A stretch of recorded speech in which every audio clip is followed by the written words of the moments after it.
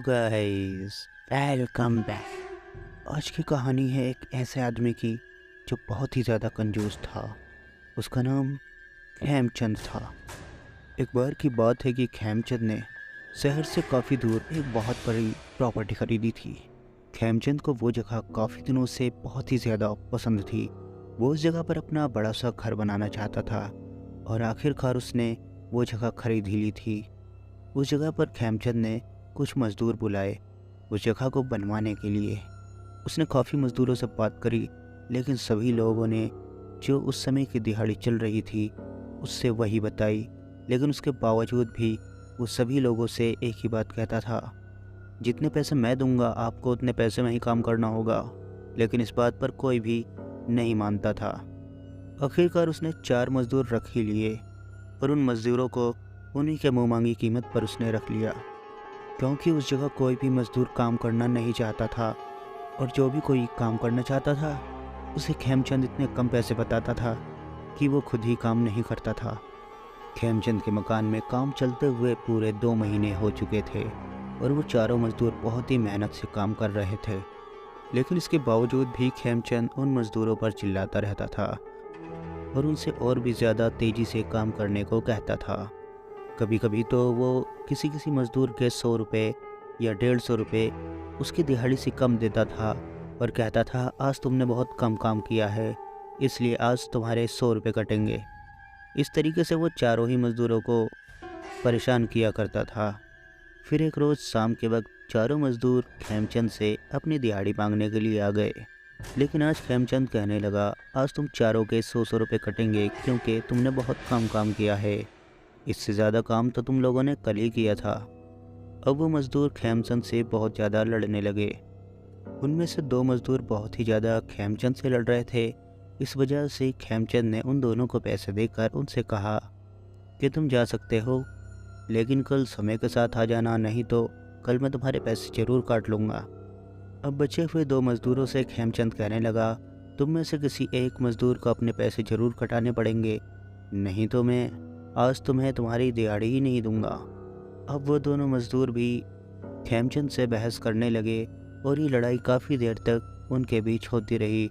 उसके बाद उनमें से एक मज़दूर को खेमचंद ने पैसे दे दिए और दूसरे को नहीं दिए। अब खेमचंद के पास आखिरी ही मज़दूर खड़ा था और वो खेमचंद से कह रहा था, तुम्हें जितने भी पैसे देने हैं मुझे दे दो और आज के बाद मैं तुम्हारे यहाँ पर काम पे नहीं आऊँगा।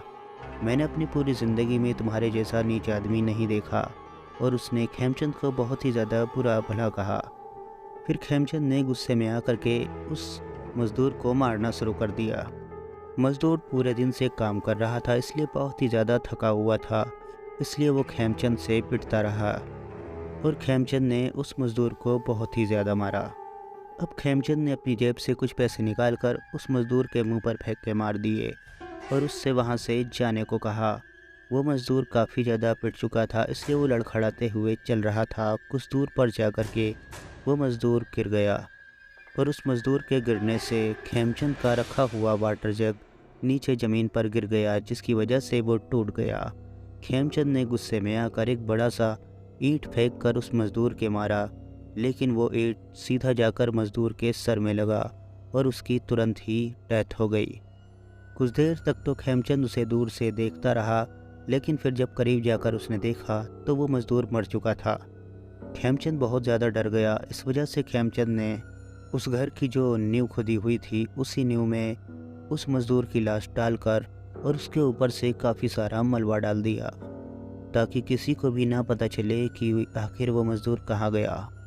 और अगले दिन सारे काम नॉर्मल तरीके से हो रहे थे। वो तीनों मज़दूर आए और चौथा मज़दूर नहीं आया, तो खेमचंद ने उल्टा उन्हीं लोगों से पूछा कि आखिर वो चौथा मज़दूर कहाँ गया, ताकि वो लोग ये सवाल खेमचंद से ना करें।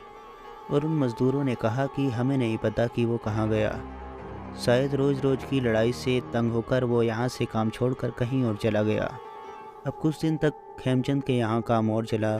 खेमचंद ने उन मज़दूरों को सही तरीके से पैसे दिए और जब पूरा घर बन गया उसके बाद वो मज़दूर वहाँ से चले गए। कुछ दिनों के बाद उस मज़दूर को ढूंढने के लिए वहाँ पर उस मज़दूर के घर वाले भी पहुँच गए, लेकिन उस मज़दूर का उन लोगों को कुछ भी नहीं पता चला आखिर वो कहाँ गया। अब खेमचंद का घर पूरी तरीके से बन चुका था और खेमचंद अपने घर में अपनी फैमिली को लेकर आ गया था। वो लोग बड़े ही मज़े से उस घर के अंदर रह रहे थे। लेकिन फिर एक रोज़ खेमचंद की बीवी अपने किचन में कुछ बना रही थी। अचानक ही किसी ने पीछे से खेमचंद की बीवी के बाल पकड़कर और उसे खींचकर किचन से बाहर फेंक दिया। उस वक्त खेमचंद घर पे नहीं था, सिर्फ उसके बच्चे ही घर पे थे। खेमचंद के सिर्फ 2 लड़के थे। दोनों की उम्र लगभग 10-12 साल की थी। उसकी बीवी बहुत ही ज़्यादा डर चुकी थी। वो घर में चारों तरफ देख रही थी लेकिन उसे कोई भी नज़र नहीं आ रहा था। फिर खेमचंद की बीवी अपने दोनों बच्चों को लेकर के घर के बाहर आकर के बैठ गई। शाम के वक्त खेमचंद घर पे आया तो उसने खेमचंद को सारी बात बताई। खेमचंद ने कहा, तुम्हें कोई वहम हुआ होगा, हो सकता है तुम्हारा पैर फिसल गया हो, इस वजह से तुम गिर गई हो। लेकिन उसकी बीवी ने कहा, ऐसा कुछ भी नहीं हुआ था, किसी ने मेरे बाल पकड़ के मुझे खींच के बाहर फेंका था। हो सकता है इस घर के अंदर कोई भूत प्रेत की आत्मा हो। खेमचंद हंसने लगा और कहने लगा, ऐसा कुछ भी नहीं होता।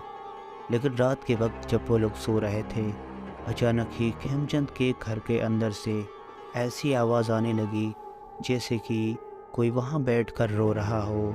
खेमचंद ने उस आवाज़ का पीछा किया तो उसने देखा कि उसके घर के एक कोने में कोई बैठा हुआ रो रहा है। अचानक ही खेमचंद ने अपने घर की सभी लाइट्स ऑन कर दी और उसने देखा कोई सफ़ेद कपड़ों में उसके घर के कोने में बैठा हुआ है।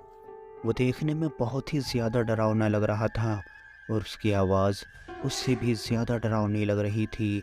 उसकी आवाज़ सुन करके खेमचंद बहुत ही घबराते हुए हल्के से बोला, कौन हो तुम? यहाँ क्या कर रहे हो? इतना कहना ही था कि वो चीज़ अचानक ही वहाँ से गायब हो गई। खेमचंद का दिल ज़ोरों से धड़कने लगा।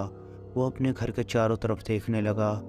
उसके रूम में बैठी उसकी बीवी ज़ोर ज़ोर से रो रही थी और कह रही थी, इस घर से अभी हमें लेकर चलो।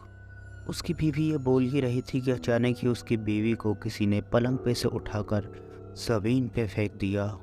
ये देखकर खेमचंद और भी ज़्यादा डर गया और वो भी रोने लगा और अपनी बीवी को उठाकर कमरे से बाहर भाग गया। जब उसने अपने दोनों बच्चों के रूम में जाकर देखा तो उसका एक लड़का गायब था। अब खेमचंद पागलों की तरह अपने बेटे को ढूंढने लगा। वो पूरे घर में इधर उधर दौड़ने लगा लेकिन उसका बेटा उसे कहीं भी नज़र नहीं आ रहा था। उसने अपने दूसरे बेटे से पूछा कि आखिर इस कमरे में कौन आया था, तो उसने बताया उसे नहीं पता, वो तो सो रहा था। खेमचंद दौड़ते हुए टॉयलेट की तरफ गया कि कहीं उसका बेटा टॉयलेट में तो नहीं है। टॉयलेट अंदर से लॉक था। खेमचंद समझ चुका था कि उसका बेटा अंदर ही है। उसने ज़ोर ज़ोर से दरवाज़ा पीटना शुरू कर दिया और वो अपने बेटे को बुला रहा था लेकिन अंदर से कोई भी आवाज़ नहीं आ रही थी। अचानक ही टॉयलेट का दरवाज़ा खुल गया। खेमचंद ने अंदर जाकर देखा तो अंदर वही मज़दूर खड़ा हुआ था जिस मज़दूर को खेमचंद ने उस दिन मार दिया था। उस मज़दूर को देख कर के खेमचंद सब कुछ समझ गया कि उसके घर में क्या हो रहा है। खेमचंद तुरंत ही उस मज़दूर के पैरों में गिर गया और उससे माफ़ी मांगने लगा। लेकिन जब उसने ऊपर सर उठाया तो देखा वहाँ वो मज़दूर था ही नहीं। अचानक ही उसके घर के दूसरे फ्लोर से उसके बेटे की आवाज़ आने लगी जो बहुत तेज़ तेज़ रो रहा था और चीख चिल्ला रहा था। खेमचंद दौड़ते हुए दूसरे फ्लोर पर गया तो उसने वहाँ जाकर देखा कमरे में उसका बेटा फर्श पर पड़ा हुआ था और रो रहा था। खेमचंद ने वहाँ से अपने बेटे को उठाया और वो रात को ही उस घर को छोड़कर अपने पुराने घर चला आया।